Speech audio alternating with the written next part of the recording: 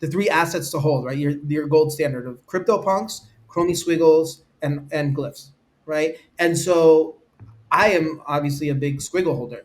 And so I would love, like, I haven't sold one Squiggle from when I'm into them. Like, I haven't sold any. I bought one, I think, in the middle of last year at a price that I thought was pretty fair. But I haven't sold any. And like, my goal is to hopefully never have to sell any. Like, I have a really, really good pool of collateral that I'm ready, willing, and able to post as collateral and take out that loan and, make money off of it. And I think that, like, if you can borrow at like 5 to 10% and make money at 10% plus, you're just catching that spread. So you're able to hold on to the asset that you love, but then also it starts to provide you with some yield, which I think is pretty incredible and pretty powerful of, what what the opportunities are out there. The SquiggleDAO podcast is brought to you by Nifty. If you need liquidity, instead of selling your NFT, you can get a loan. Nifty is the most battle-tested and secure NFT lending protocol. You can borrow ETH, USDC, or DAI from lenders using your NFTs as collateral in a trustless peer-to-peer fashion. By being peer-to-peer, you can get better terms on specific or rare NFTs. And there is no liquidation risk. As long as you repay the loan before maturity, your NFT is yours. Head over to nifty.com and access the app today.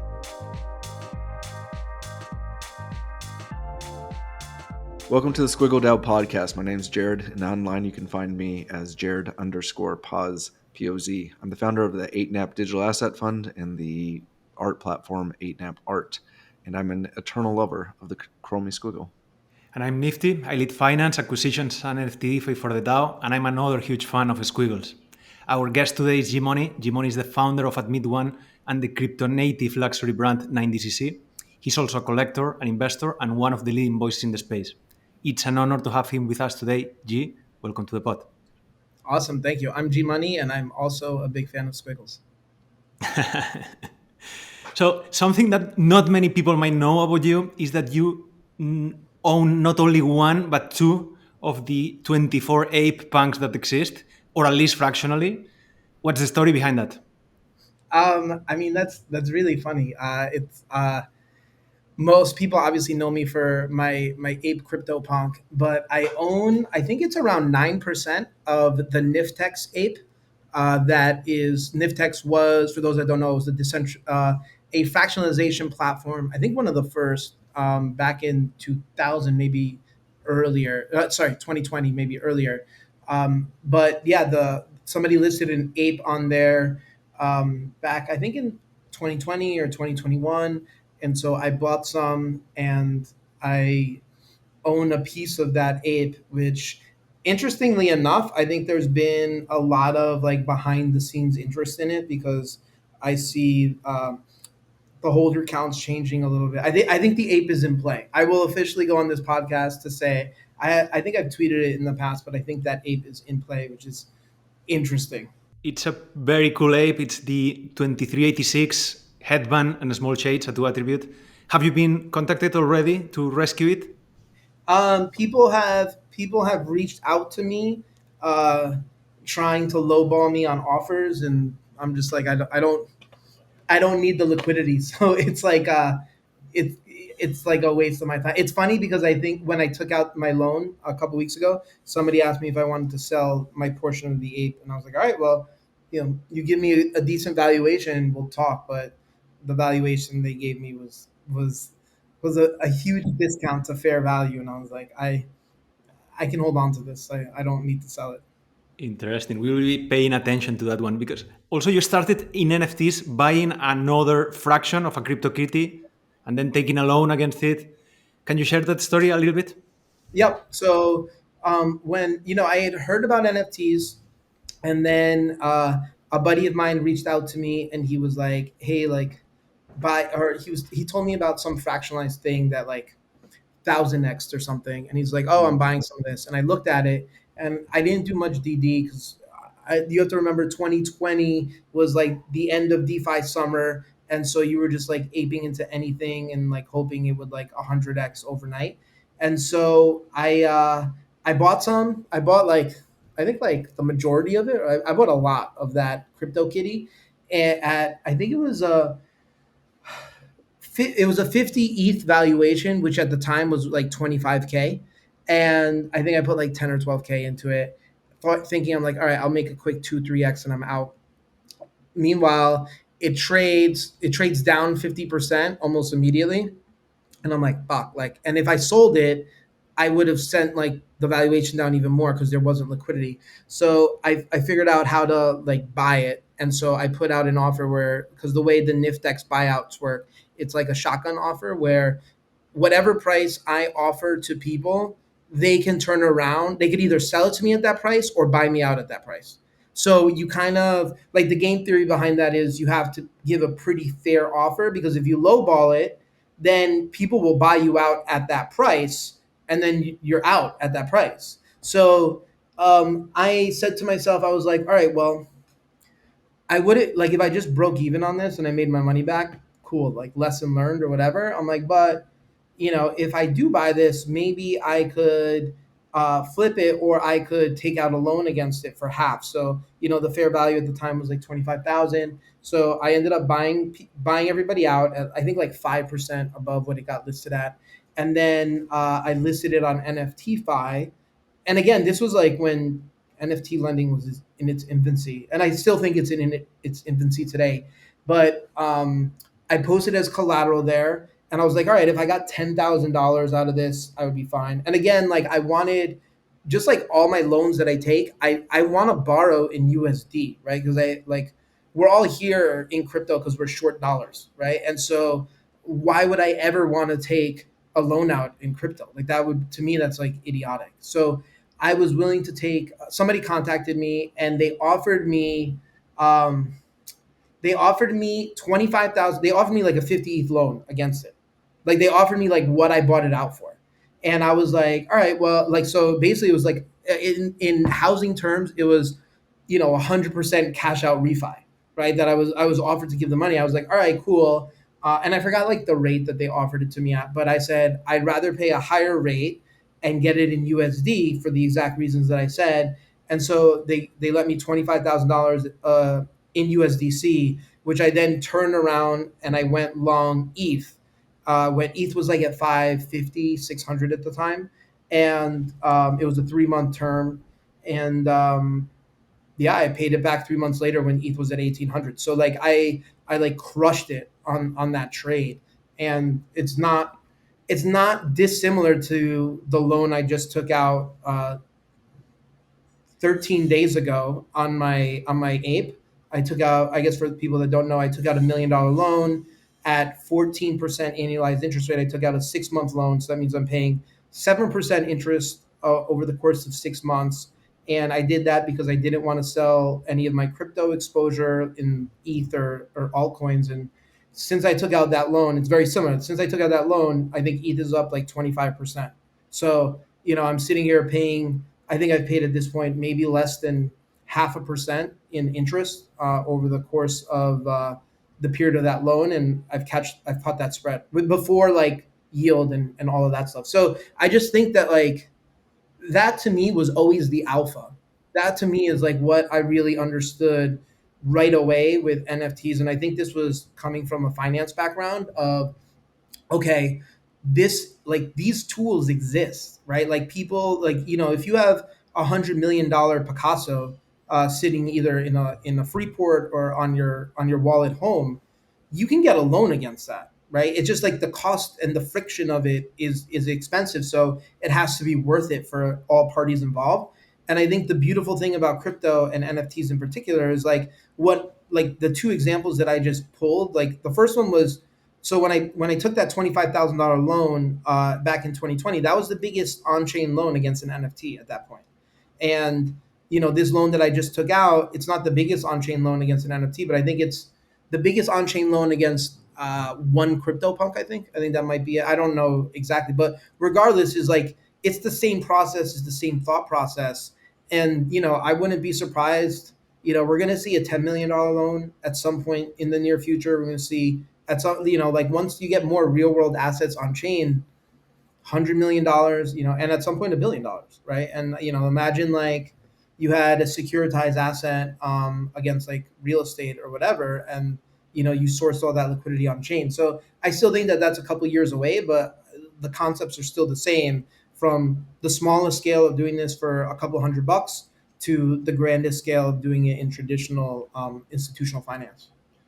Yeah, Nifty and I have talked offline about like kind of that asymmetric hedge in lending in USDC and or taking loans out on that against some assets. And I think I'm really grateful for what you're doing in that space, not only for like your own benefit, but you're bringing awareness about the financialization for the art that we all love, and is bringing, I think, much needed attention to kind of those the multifaceted plays. It just doesn't have to sit in your wallet. It could be an asset that really works Right. for you. Like, I mean, it's funny because I've been behind the scenes trying to find people that are willing to lend at competitive rates, right? Because it's interesting, even with this last loan, is when I originally started asking for quotes of people willing to lend to me, the rates are high because the people that understand the value of the NFT are crypto natives, right? So for them, there's an opportunity cost in lending to you in USD as opposed to ETH,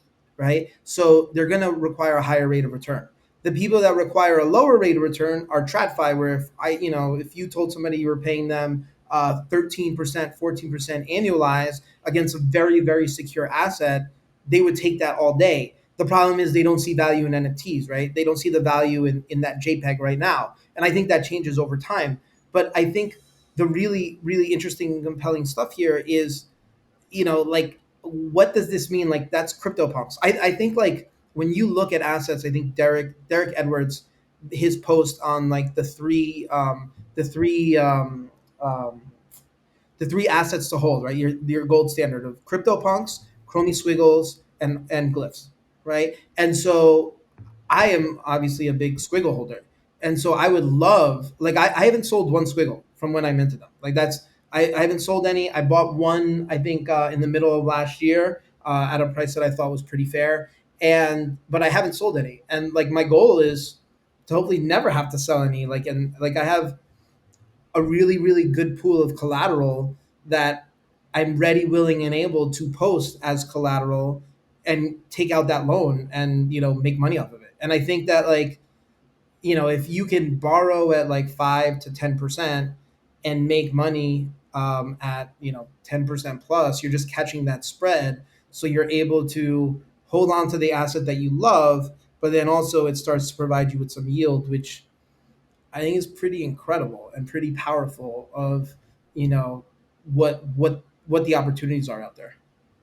100%. And a lesson that I'm already taking from you talking uh, beyond the NFT lending is that you are not afraid to break records. You took the biggest on-chain loan with the CryptoKitty. Your purchase of the ape was the biggest purchase in USD, if I remember correctly. And also now you are almost breaking another record with the Gondi 6-month loan, $1 million. What's your approach to that? When you have conviction, you don't have to be afraid, or Yeah, I think a lot of it has to do with the fact that when I was a trader, so I think when I make a decision, one, I know that whatever decision I make, I'm going to have incomplete information, right? I'm going to have incomplete data, and I know that.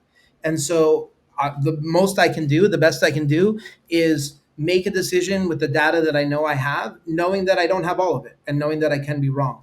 And so I think when I weigh the risk rewards, and I weigh the cost of doing something, right? So to me, with like when I took out that loan, it's like I have the ETH. I could have just sold ETH and used the money as needed, but I was like, well, I'm really bullish on ETH.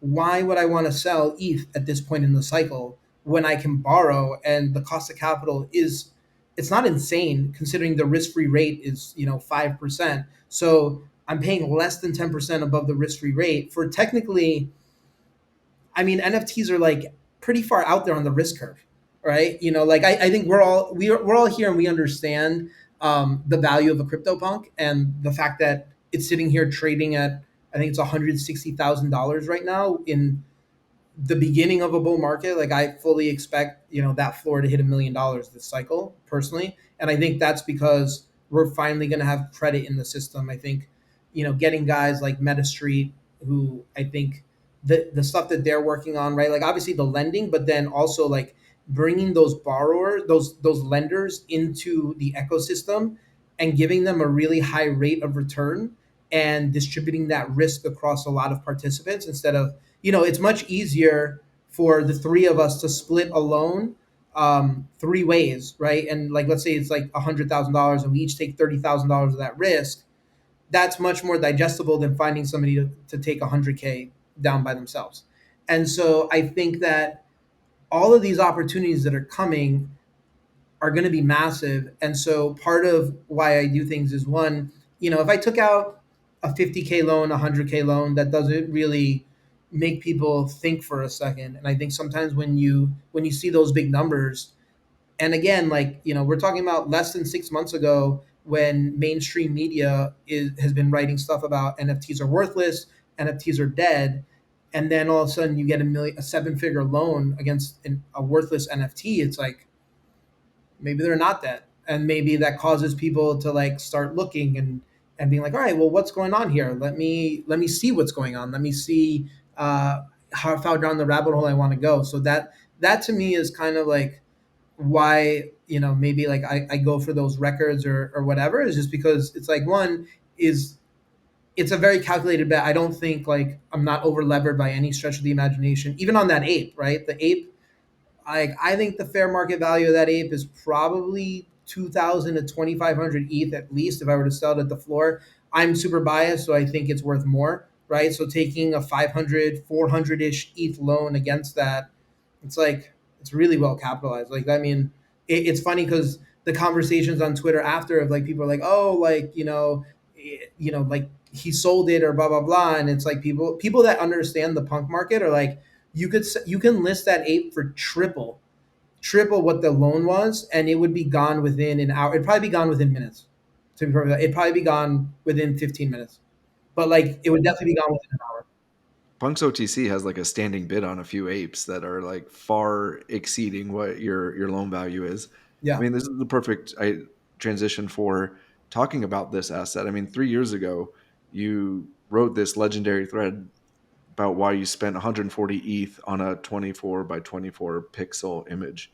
I guess we're talking about how that's benefited you financially in the short term, how you're kind of leveraging that. But has your thesis on the purchase of that asset or punks evolved at all since that purchase? I'd say if anything, it's gotten stronger, and I've gotten more conviction in it. So I think it's really funny because when I first got into NFTs and when I first bought that ape, to me, like the original thesis on that was it was a trade. I was like, I'm gonna buy this and I'm gonna sell this at some point in the future, and I want this to be the most valuable ape, which is why I think, especially originally, like I was trying to meme it. I was working with artists of like feature my ape in your work and all of this, because the goal was, oh, I'm gonna buy this today for 150K and hopefully sell it. It's funny because I was like, I'm gonna sell it at Sotheby's in 3 years for $5 million. Like that was my original thesis. And then obviously like 5 months later, lo and behold, like a CryptoPunk was sold at a Sotheby's, or I think it was Christie's auction. And but like I think over the course of that time, it evolved from just being a trade to being like, oh my god, this is going to be so much bigger. And I thought it was going to be big, but it's going to be so much bigger than even I originally thought. And so at that point is like I even like I think adjusted my strategy for the way I operated with the Gmoney brand internally and within the space, to account for that, because up until that point it was a trade. And I thought, I think in late 2020, as an individual investor, I feel like buying NFTs was probably the best risk reward trade you can make on the planet. Like hands down, right? Like I bought, like my thesis when I first got into the NFT space was I allocated $100,000 to the space. I said I'm going to buy 20 projects, spend $5,000 on each project. Most of them are going to be worthless. Some of them are going to hit. and I obviously over allocated because I got so bullish on punks, and thank God I did. I wish I over allocated more, but that was originally the thesis. And at that point in time, it was like, there's, you could have bought equities, you could have bought bonds, you could have bought, Bitcoin, Ethereum. You would have done well pretty much buying any risk asset on the planet. But I'd say NFTs probably outperformed all of them, being accessible to like your average everyday person. Yeah, anybody who's worth their salt in the NFT has perused your wallet, and you can see that you did quite well, so to speak. And we'll hit on that in a little bit, but want to come full circle into how you're not only revolutionizing the space through loans, but it's also through your company 9DCC. And we're actually recording this before, but it will release after the full release of your 9DCC collection in Paris. And again, as of this recording, it's prior, but post you'll be able to see everything. And in this inaugural 9DCC collection, you're gonna have 14 distinct looks encompassing 30 premium items, including apparel, accessories, and other lifestyle products. And these are all integrated seamlessly into the Ethereum blockchain. I, for one, hold all of the 9DCC products, and specifically big holder of some of the Squiggle shirts, which I think is an amazing integration. I think you're far out ahead of the curve on a lot of this. Can you give us a little bit of insight and as to where you're taking this and what this collection specifically means to you? Yeah. So, I mean, I think this collection is really special. We spent a lot of time working on this. We've been working on this for a minute. And, I think, I hope, actually, no, I know that when people see this collection, I think there's going to be like a lot of wows and like, holy shit, like that's beautiful. And I think from a physical product side, stuff that we haven't seen in the space, because this is, I think when I initially came up with the concept for 90cc, and when we think about building 90cc, it's like I think most of us who are successful, who've been in the space long enough, are pretty successful, right? And we can, for the most part, walk into any luxury store that we want and buy whatever it is that we want. But those brands and those products don't necessarily speak to us, right? They're not crypto native. They don't represent what we as a community are about.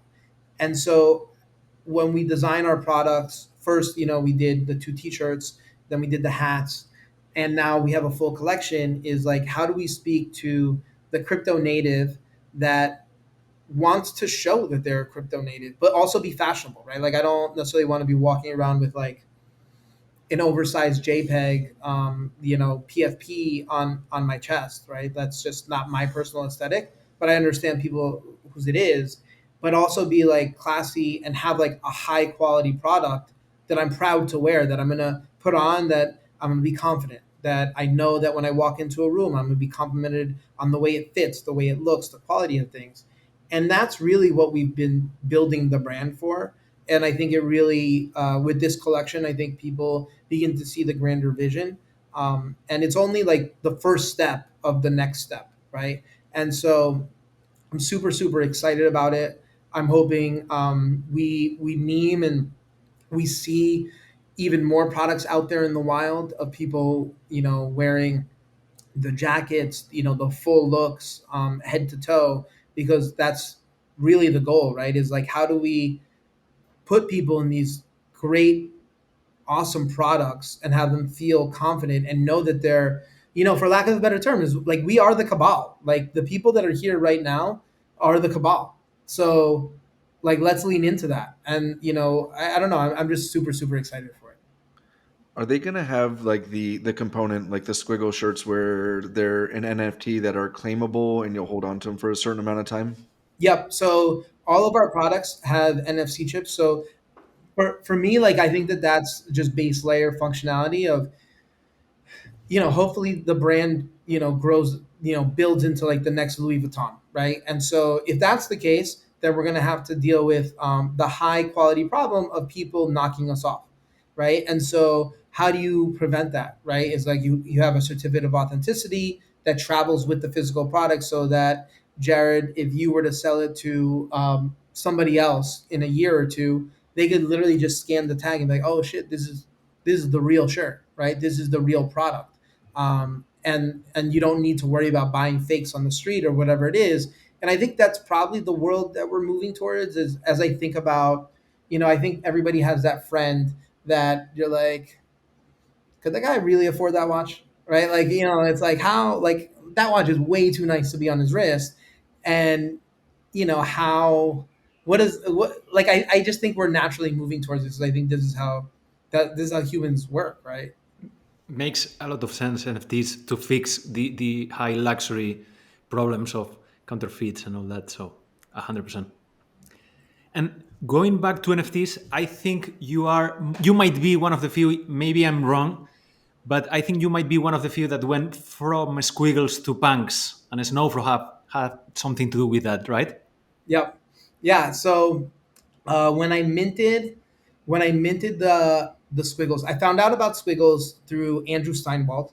He told me about them, and so they were still minting at the time. I believe I think they were in the 1700s. And I remember looking at them, and I was like, okay, like again, like this is coming from the thought process of I wanted to get X percentage, X amount that I would spend, and I would spend up until that in each project and go from project. Because again, my thesis at that time was the majority of these projects are going to be considered historic.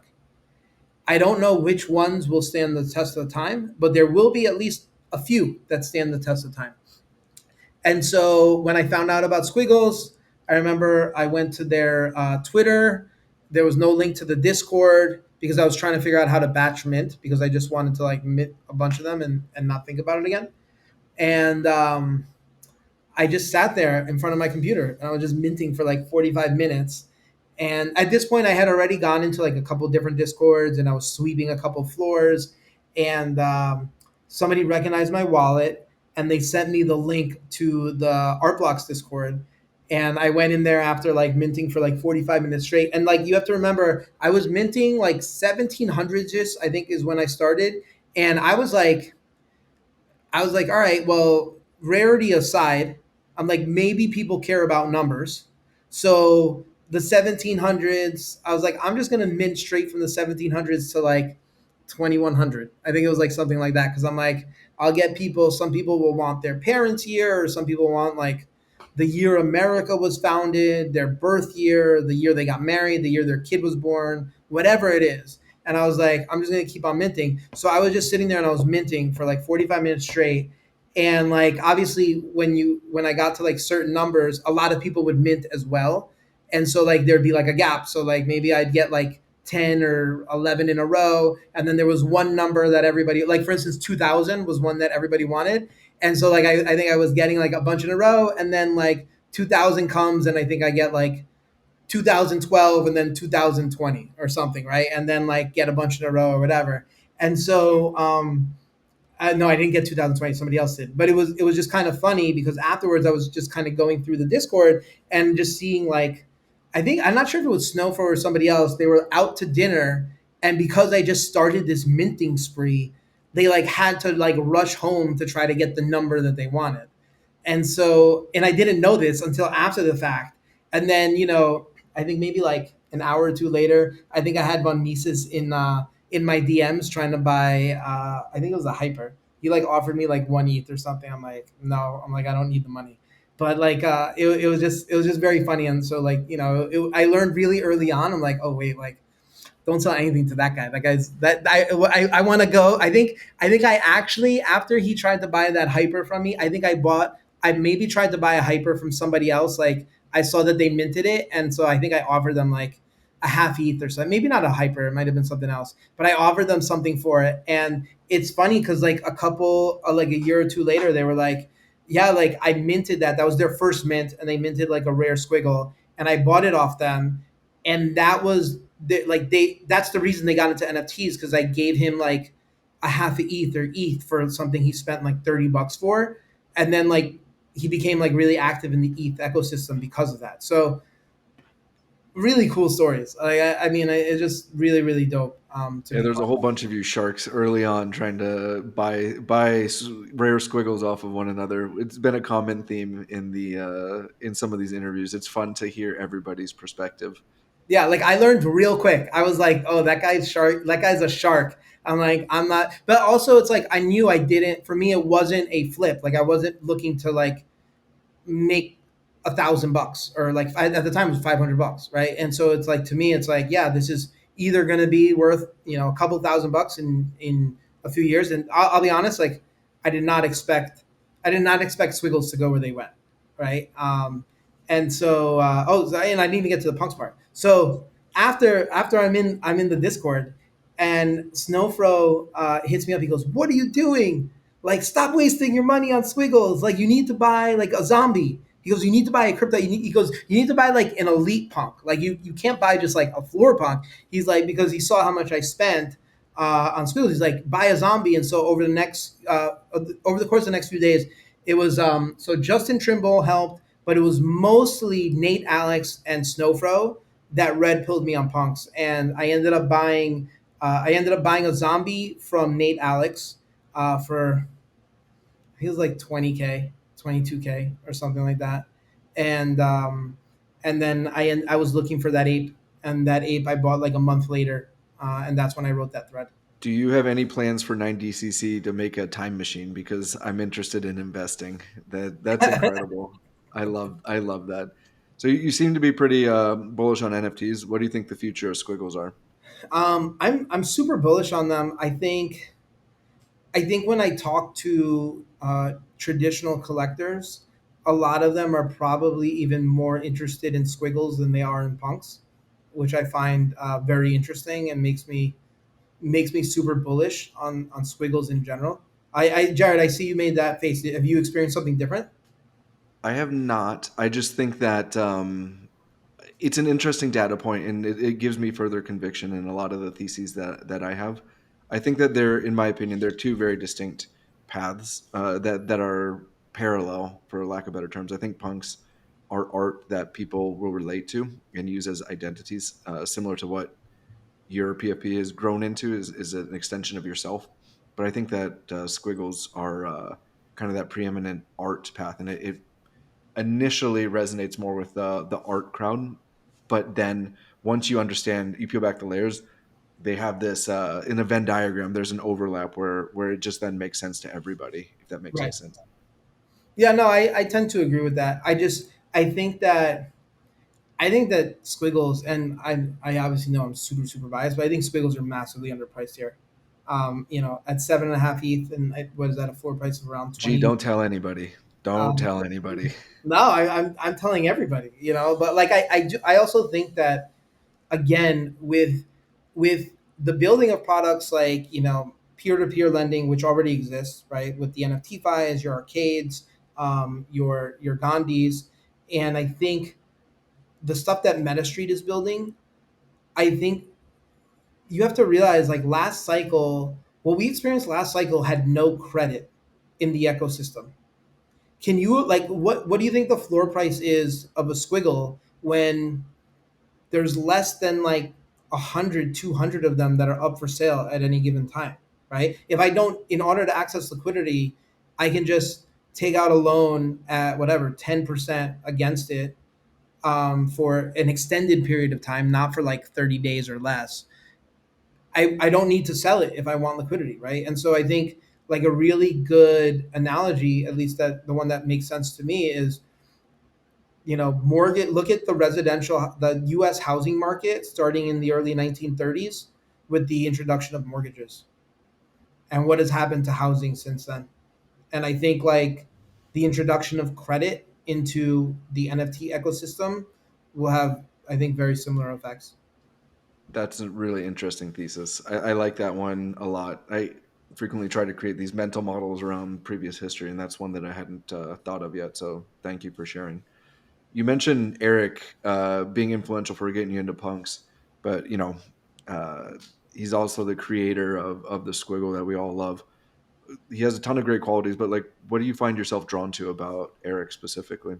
There's so many good qualities that I'd say he's just like he's always in a good mood. and he's always just like so nice. He might be the nicest person in crypto, and he doesn't need to be. He doesn't. He really doesn't need to be, but he is. And every time I see him, it's always like a big hug, and I'm not the only one. Where like he'll see you and he'll be like, "Oh my god, like I missed you," and like give you a big bear hug. And I just think that energy is just so infectious. And I think honestly, I'll be honest, I think that translates into like the collection in that one, the vibrancy and the rainbows, right, of like what the actual underlying meaning of it is, but then also I think in the floor price, in that people just like you love to support them, right? Like it's not like I'm sure it's not like they're people that are like, oh my god, this person's a creative genius, but they are fucking insane. But like their work that they put out is incredible. And I think with Eric is like you have this person who's a creative genius that is also such a kind person that you want to see him win, you want to support him. And so I think that's definitely one of those things that to me sticks out. Yeah, I don't know anybody who's rooting against Eric. I mean, he's it's the unanimous, like, one of the kindest souls in Web3. But also the thing I admire about him is how he's trying to advance all of not only art blocks but the awareness, the art aspect. I mean, he's everywhere, and it's incredible to watch his enthusiasm. We also interviewed Big Bird, one of his, I'll call it, pre Web3 friends, and just it's incredible to me when somebody's characteristics are analogous against every part of their life, and it's indicative of like of the individual, and it just makes you want to root for them more and more. So And the I can't. community he attracts, right? We see examples like Big Bird and a lot of really kind people that form part of this Squiggle community, and I think that's because of him, that culture, that kind of filter for the people that join the community. Or Marfa is another example. The quality of the people that are there is something special. Exactly. Yeah, Marf was actually the first time I met G, because I recognized the voice. It was pre-docs, and I was like, Yeah. wait a second. It was at the Art Blocks house. I think it Yeah, was yeah, like right in front of the that's Fidenza wall. yeah. Yeah, it was brilliant. What curious? What was the first? We all admire Eric and what he's done for it, but what was the first moment that made your jaw drop, or made you just be like, "Yo, this dude's next level"? They were I think I knew like probably when he told me to buy punks.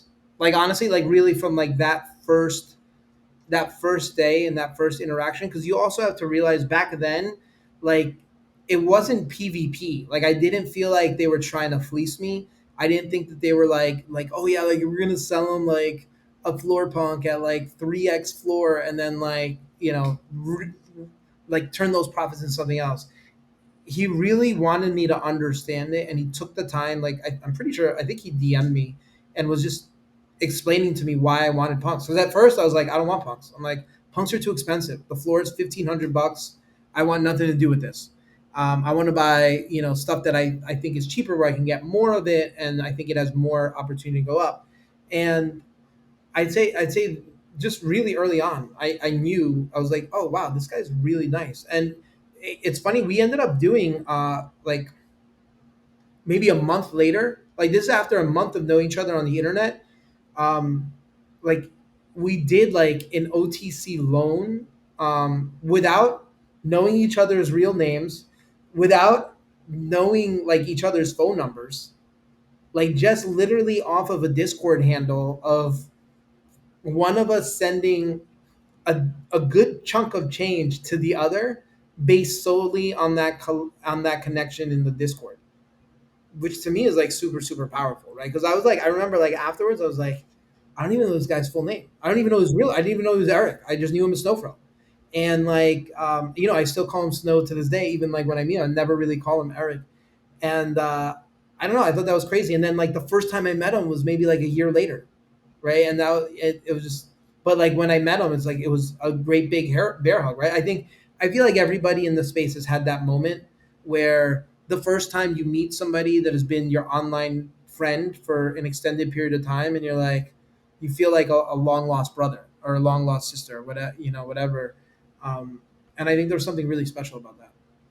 Yeah, it definitely makes for some really amazing relationships. It's one of the things that I've strongly encouraged people in Web3s is lean into the relationships, especially in this bear, right? Like it's giving you the ability to access a lot of people What and have bear? really You mean meaningful. the bear that we just left, right? Yeah, yeah, the one that's now hopefully in our rear view mirror, or at least from price action, is completely in something of the past for the time being.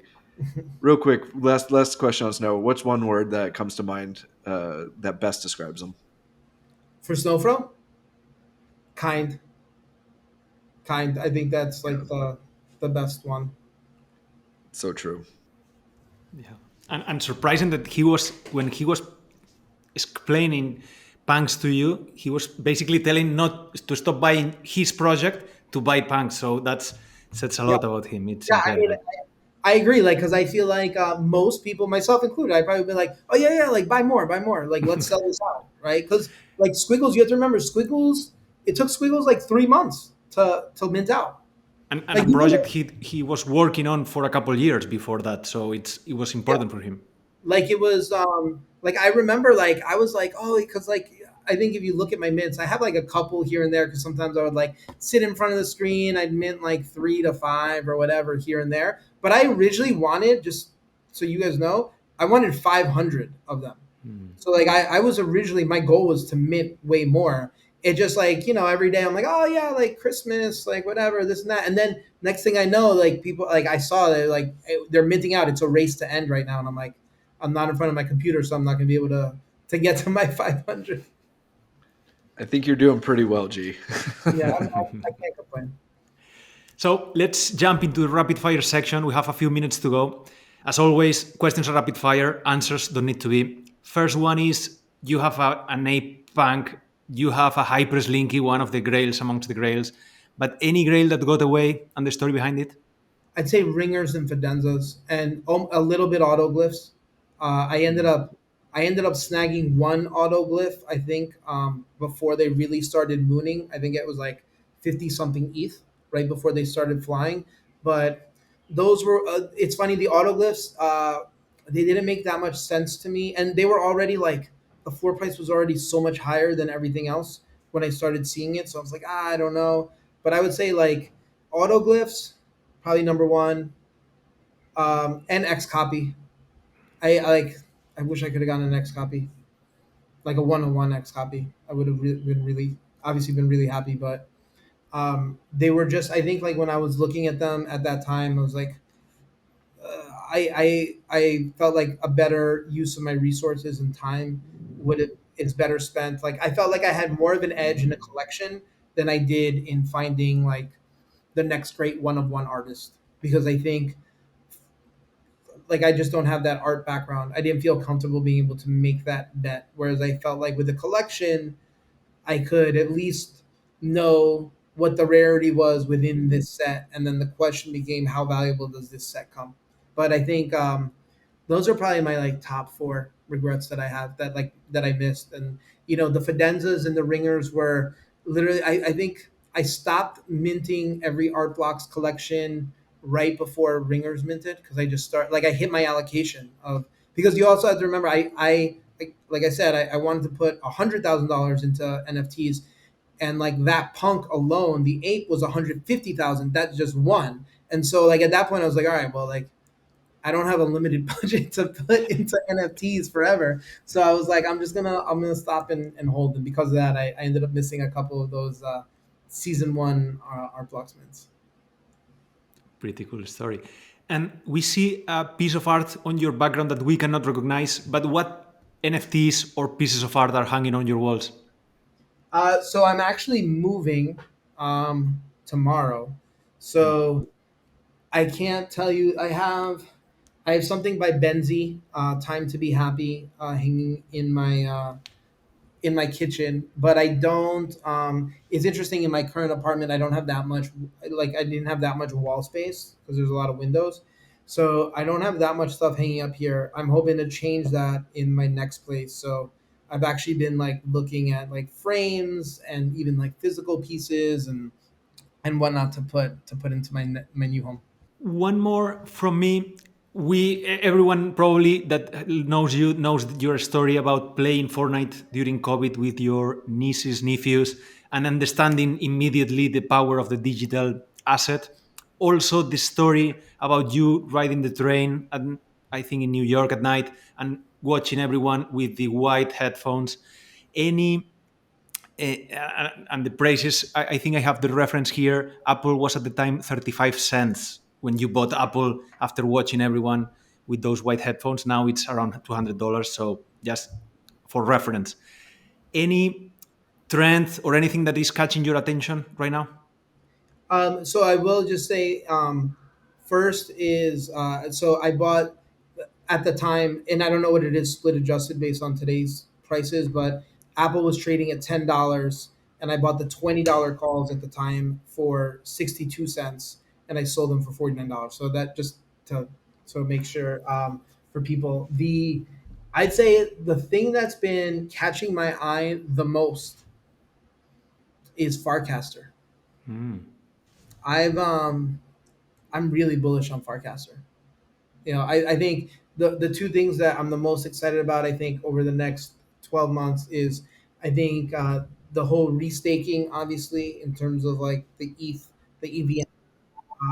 I'm bullish on NFT finance, but over the last like 10 days, I'd say I've gotten really, really bullish on Farcaster. I think I'm spending more time on Farcaster than I am on X at this point. It's good to know. I'm actually creating my account this week, so Do it. I this is definitely think you should get on there. you're officially the tipping point, G. So thank you for the subtle push.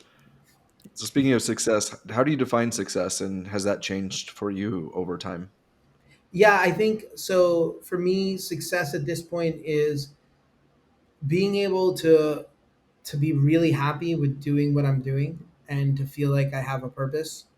And I think I'm fortunate enough to have done well. And even before I came into crypto, I was doing pretty well. I was working for myself, trading the market. But I think I felt this lack of purpose in sitting in front of screen and just looking at number go up or number go down. And I think one of the things that I love is now that I wake up every morning. I never set an alarm clock. Like unless I have to go to the airport at like a really early hour, I just wake up when I wake up because I enjoy what I do. And so I wake up. Nobody needs to like push me out of bed. I'm excited to get out of the day. Don't get me wrong. Sometimes I have to do things that I don't want to do, and that's annoying. But like for the most part, like I love being able to wake up, get my coffee, go for a walk, kind of center myself, and I think a lot of it comes from feel like I have a purpose in that. My goal now that with the things that I'm working on with 9DCC is how do we how do we take this from our small niche and group of people to more wider and mass appeal, right? Because these ideas and these concepts make sense to people when you explain them to them, right? Like this idea of a certificate of authenticity traveling with a hat, right? Like it doesn't matter if you're buying a hat from Walmart where you're like whatever, like you're buying it for the functionality and the fact that it's cheaper. But if you're buying a hat from Prada, I want to make sure it's a real Prada hat. And so I think these are things that we fundamentally understand as humans. But I think when people are like, "Oh, crypto," they're like, "Oh no, like I don't fuck with that." But like you do, right? And so I think part of it is getting that mission and message out there, and very similar to why when I finally understood CryptoPunks, my whole purpose for that first like year and a half was how do I convince people I have to convince people that a CryptoPunk has value, and then from there they can then decide if other NFTs have value. But if I can get somebody to agree that there was at least some sort of value assigned to a CryptoPunk, and I realized this quickly because I would tell people my thesis on NFTs, and people would come back and be like, okay, well, I understand why you might think it has some value, but like I would never buy it. And I'm like, all right, cool. Like that's like maybe I like Mercedes and you like BMW, right? And so that's like at that point it's just taste. But at least you understand why a car is valuable, right? Why would you rather use a car than a horse? And so I think we're probably kind of like at that stage where I think we're all doing it in our respective fields, and I just found the lane that I was most passionate about and pushing it in that. And like, listen, I want crypto to permeate every aspect of our lives, and I think it will.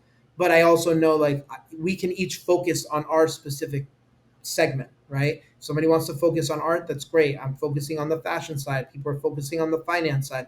And I think the more we each do our part, then the better we are as a whole.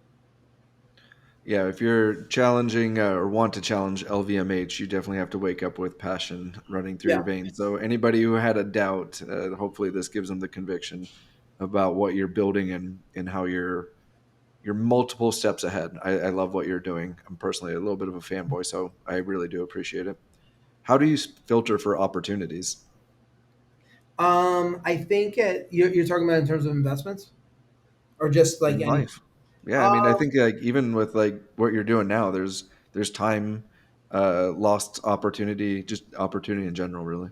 yeah, I think I spend probably the majority of my time filtering through those opportunities. I feel like I could be better at it, and I think that um, to me, it's like I look at things from more a strategic lens now. Where even like when I make personal investments, um, I'll make some that maybe I think that are like, oh, I think this would be very lucrative. But I think a lot of them now are based on, do I think that there is a potential for us to collaborate with 9DCC and whatever, insert project X here, and find and like maybe do something crazy together. And I think a lot of when I look at those things and I look at those investments now, I look at it through that lens of like, okay, we're early on in our progress, you're early on your progress. How do we kind of like work our way towards doing something really cool and innovative and eye popping and eye catching at some point. And so I think that that's kind of the way I filter opportunities now, much more than I used to in the past. Whereas I think in the past, like I was, to me it was just kind of like the most important thing is number go up. And I think now I think of it like a little bit differently in terms of that, because I think because I'm trying to build something bigger. Yeah, I think Gary Vee has one of the best approaches to it when he says you make a bet on the jockey, not the horse, right? Meaning it's the people behind the project and what their vision and passion align with. It has a I'm not gonna say it has a better winning streak, but that's definitely had a resonance with me. Do you have any book that you would recommend that to our listeners for max value? What's a really good book I read recently? Um, Man, the first book that pops up in my head, I mean, it's based on trading, so I don't even know if it's that relevant, but it's called Reminiscences of a Stock Operator by Great book. Edwin Lefebvre, which is the pen name for, oh my God, what's his face? Jesse, wow, I can't believe I'm drawing. Livermore? Jesse Livermore. Yes, I'm sorry. Wow, long day. It's been a long week. But Jesse Livermore is considered probably one of the best traders of all time, and he made and lost huge fortunes many a time. But I think one of the things that you learn about in that book is just like supply and demand and like understanding the market and understanding that like the market, the stock market, but any market in general is literally just a real time pulse check on the psychology of the masses. And when you start understanding it through that lens, markets begin to make a little more sense of why they become irrational so quickly, is because people are not rational, right? Like, you have a cup of coffee and you're jacked up, you have a breakup and you're sad. And so that affects your decision making, right? And this is like, I guess going back to my trading days a little bit, is like, I used to read reports on sunspot cycles, right? Because there are theories out there that our temperament and our optimism is based on sunspot cycles. When I think it might be when sunspots are high, we get less UV and sunlight, which causes less happiness, which makes you more pessimistic, which is negative for like outlook, which means negative stock prices. And I don't know like how well that stands the test of time, but I think it was an interesting enough thesis that I've explored it and at least like use it as an input in terms of like my thoughts, right? And so I think that book is really powerful in helping you understand psychology of masses better than like pretty much anything I've read. Yeah, I think anybody who is looking to trade, even if casually or professionally, it's a must read for anybody in the mix. Well, with that, G, do you have any closing remarks that you'd like to share with the listenership? No closing remarks. So I would just say is, if you got any value out of this and you like what I spoke about, head over to 90cc.xyz. By the time this airs, our shop is going to be live, and you'll be able to buy some really high quality products that we're really excited to share with people. And hopefully I see you out there, and I'll scan your shirt and collect an NFT, and we'll commemorate our next meeting on chain. Yeah, this is a really interesting social dynamic, not only around collectability, but just provenance and traceability for especially some of these more luxury goods. So definitely a pioneer at the forefront. If you've liked anything that G said, please follow him on Twitter or X at Gmoney NFT. It's a really great follow, and honestly, follow 90cc also. It's a really amazing community. It's admit one also. It's another amazing community. Lots of big brains, and I really really appreciate what you're trying to do to advance the space. G's one of the real ones, and just doing a lot of great work out there. Also, don't forget to follow SquiggleDAO, like and repost this content if you found any of it valuable. Join the SquiggleDAO Discord because there is a free section. You don't have to own a SquiggleDAO or NFT or Squiggle. We're always there to help you. So hit us up in the DMs if there's anything that we can help you with. And thank you for the listen. Thanks for listening to the SquiggleDAO podcast, which has been brought to you by Nifty. Nifty is the pioneer of the entire NFT lending market. Their platform has the deepest liquidity, which usually means you can get the best terms. They also have no auto-liquidation risk. As long as you repay the loan before maturity, you get your asset back. Get more flexibility on your finances, take advantage of any opportunities, and make your NFTs work for you. Nifty has done over $500 million in total loan volume since launching in 2020 and has had over 60,000 loans with zero security incidents. Head to niftyfi.com and try lending today.